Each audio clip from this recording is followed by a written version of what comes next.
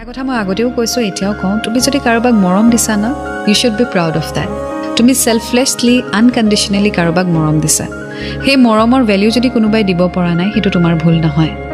তাত তোমাৰ দুখ নাই গতিকে তুমি কিয় কষ্ট পাই থাকিবা তুমি কিয় দুখত থাকিবা ইউ শুড বি হ্যাপি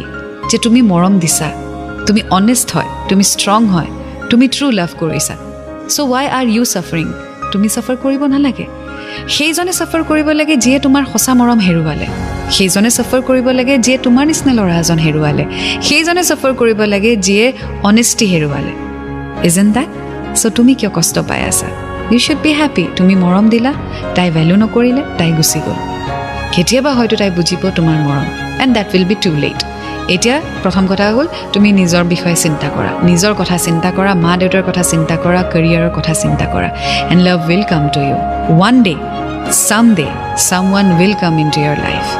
অকলে কেতিয়াও মানুহ স্পেণ্ড নকৰে there will be someone in your life but except that person who values you who understands you and who loves you. So all the best.